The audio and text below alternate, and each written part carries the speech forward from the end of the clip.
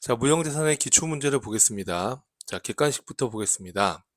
다음은 중 무형자산의 인식 및 최초 측정에 대한 설명으로 가장 틀린 것은 이라고 되어 있고요.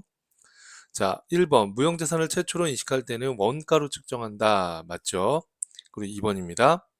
다른 종류의 무형자산이나 다른 자산과의 교환으로 무형자산을 취득하는 경우에는, 자, 이거 이제 이종자산 간의 교환이죠. 그렇죠? 그때는 내가 제공한 자산의 공정가치를 취득 원가로 한다. 맞죠? 자, 3번이 답이었는데요. 무형자산을 창출하기 위한 내부 프로젝트를 연구 단계와 개발 단계로 구분할 수 없다면 이때는 개발 단계가 아니라, 그렇죠, 연구 단계에서 발생된 것으로 본다는 거. 답이 3번이었습니다. 내부적으로 창출한 무형자산의 원가는 그 자산의 창출, 제조, 사용 준비에 직접 관련된 지출과 합리적이고 일관성 있게 배분된 간접 지출도 취득원가에 포함이 됩니다. 자, 맞는 표현입니다. 자, 그래서 1번의 답은 3번이었고요. 자, 2번입니다. 자, 다음 중 무형자산에 대한 설명으로 가장 옳지 않은 것은, 일반 기업 회계 기준에서는 사업결합 등 외부에서 취득한 영업권만을 인정하고 내부에서 창출된 영업권을 인정하지 않는다. 맞죠? 무형자산의 인식 기준을 충족하지 못하면 그 지출은 당연히 비용으로 처리하는 것이죠. 자산의 인식 기준을 충족했을 때 그때 자산으로 인식을 하는 것이고요. 무형자산의 잔존 가치는 없는 것을 원칙으로 한다. 0을 원칙으로 한다. 맞죠? 무형자산의 공정가치가 증가하면 그 공정가치를 반영하여 감가상각한다. 아닙니다, 여러분. 무형자산의 공정가치나 회수 가능한 금액이 증가한다 하더라도 상각은 원가에 기초해서 상각한다라는 거. 답은 4번이었습니다. 자, 3번입니다. 다음 중 무형자산의 감가상각에 대한 설명으로 틀린 것은, 자, 무형자산의 잔존가치는 없는 것을 원칙으로 한다. 맞죠? 무형자산의 내용연수는 법정 내용연수와 경지적 내용연수 중에 짧은 것으로 한다. 자, 맞습니다. 자, 법정 내용연수와 실질적인 경지적 내용연수 중에 짧은 것을 내용연수로 한다. 이거 맞는 표현이에요, 여러분. 자, 그 다음에, 자, 무형자산의 감가상각은 자산을 취득한 시점부터 한다? 아니죠? 사용 가능한 때부터 한다라고 했었죠? 그래서 틀린 것은 3번이네요. 3번의 답은 3번입니다. 무형자산의 상각기간은 일반적으로 20년을 초과할 수 없다. 물론 법이나 계약에 정해진 경우를 제외하고요. 20년을 초과할 수 없다. 맞는 표현이죠. 자, 그래서 3번의 답은 3번 이렇게 보시면 되겠고 4번입니다. 자, 무형자산에 대한 설명으로 틀린 것은, 자, 무형자산의 상각 방법은 정액법, 정률법, 연수학계법, 생산량 비례법 등이 있는 거고요. 유효이자율법은 이거는 우리 사채 발행과 관련된 거, 사채 회계 처리에 관련된 거지. 우리 무형자산 상각 방법과는 상관이 없습니다. 답은 1번이네요. 자, 2, 3, 4번은 맞는 건데 한번 읽어보겠습니다. 자, 내부적으로 창출한 영업권은 무형자산으로 인식할 수 없죠. 맞고요. 무형자산에 대한 지출로서 과거 회계년도의 비용으로 인식한 지출은 그 후의 기간에 무형자산의 원가로 인식할 수 없죠. 이미 비용으로 인식을 한 거를 다시 무형자산의 원가로 인식할 수는 없습니다. 무형자산의 상각 대상 금액은 그 자산의 추정 내역연수 동안 체계적인 방법에 의하여 비용으로 배분한다. 맞죠? 자, 다음 문제 보겠습니다. 5번입니다. 무형자산에 대한 설명으로 틀린 것은 이라고 되어 있어요.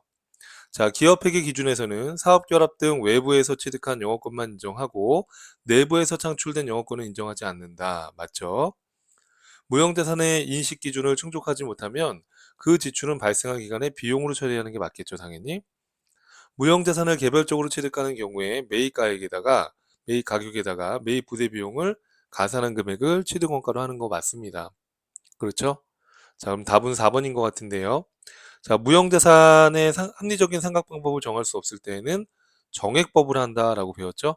그러니까 4번이 틀렸고요. 자, 이제 6번입니다.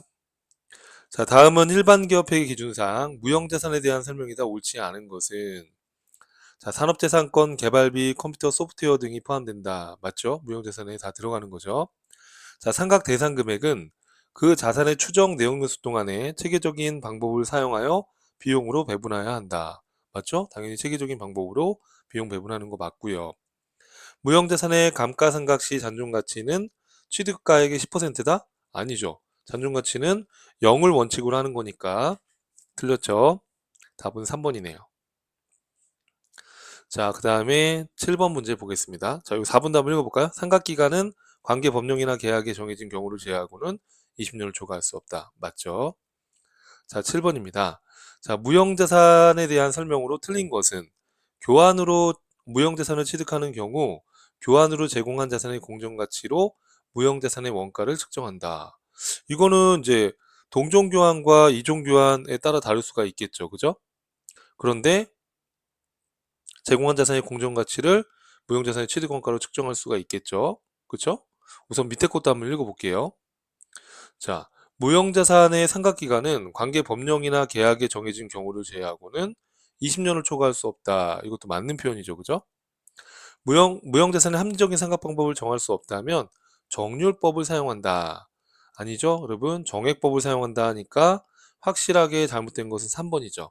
1번이 헷갈렸을 수 있는데, 자, 우리가 교환으로 제공한 자산의 공정가치를 서로 다른 자산 간의 교환의 경우에 취득원가로 측정하는 게 맞고요. 그렇게 이해하시면 되겠습니다. 자, 4번도 한번 읽어볼게요. 자산의 원가를 신뢰성 있게 측정할 수 있고 미래의 경제적 효익이 기업에 유입될 가능성이 매우 높다면 무형자산으로 인식한다. 맞죠? 이게 자산의 인식 요건이니까 자산의 인식 요건을 갖췄다면 자산으로 인식하는 게 맞는 거죠. 4번도 맞는 표현입니다. 자, 그래서 7번의 답은 3번이었고요. 자, 8번입니다. 다음 중 무형자산에 대한 회계 처리와 보고 방법에 대한 설명으로 옳지 않은 것은 이라고 되어 있어요.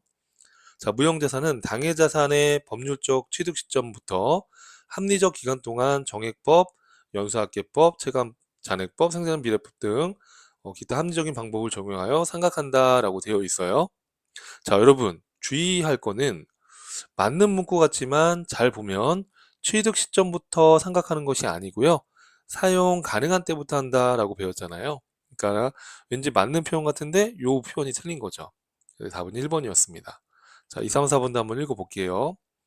자산에서 발생하는 미래의 경제적 효익이 기업에 유입될 가능성이 매우 높고 그 자산의 원가를 신뢰성 있게 측정할 수 있는 경우에만 무형자산을 인식한다. 맞죠? 자산의 인식 요건이죠. 자, 무형자산의 상각기간은 독점적 배타적인 권리를 부여하고 있는 관계 법령이나 계약에 정해진 경우를 제외하고 20년을 초과할 수 없다. 맞죠? 무조건 20년을 초과할 수는 없다는 아니죠. 관계 법령이나 계약에 정해진 경우를 제외하고 20년을 초과할 수 없는 겁니다.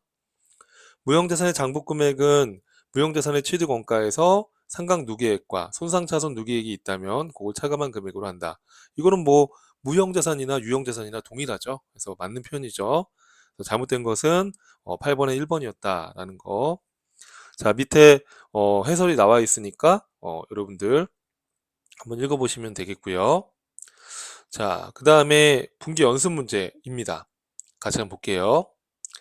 자, 1번부터 보겠습니다. 자, 8월 1일 본사 회계팀에서 사용할 ERP 프로그램을 2억 원에 구입을 했대요. 당좌 수표를 발행했다 이렇게 돼 있어요.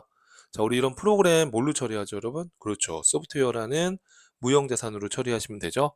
그 대변에 당좌 수표를 발행했으니까 당좌예금 자산의 감소로. 자, 주식회사 기술과 개발 단계에 있는 신제품 개발과 관련된 연구 용역 계약을 체결하고 1월 10일 용역비로 1억 원을 보통예금으로 지급했다. 부가가치세 고려하지 말고 자산으로 처리해라. 우리가 개발 단계에서 지출한 돈 무형 자산으로 하라고 한다면 뭘로 해야 돼요?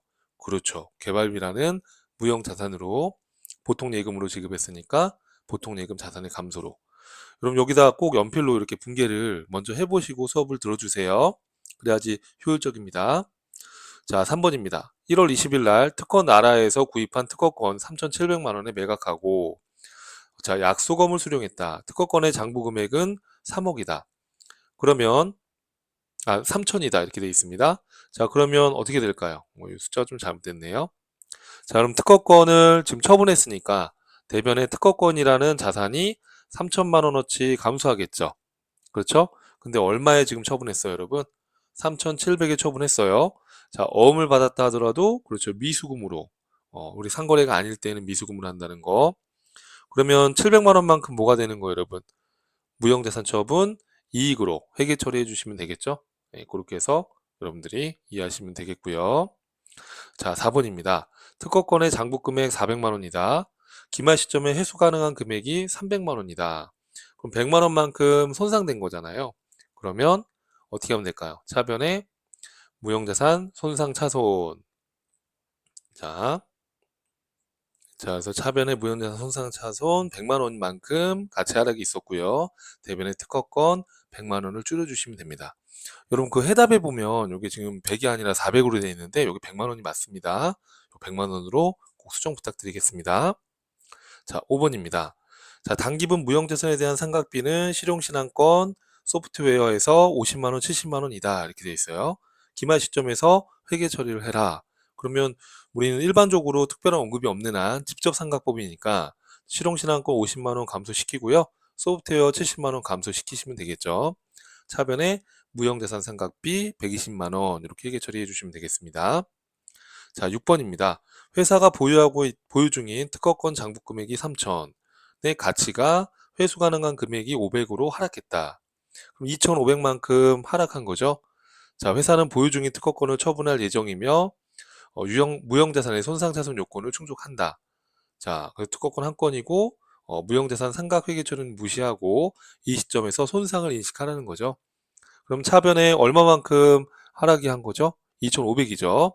3,000 장부 금액인데 회수 가능한 금액이 500이니까 차변에 무형자산 손상차손 2,500 영업외 비용으로 처리해 주시고 대변에 특허권 자산의 감소 2,500으로 처리하시면 되겠습니다.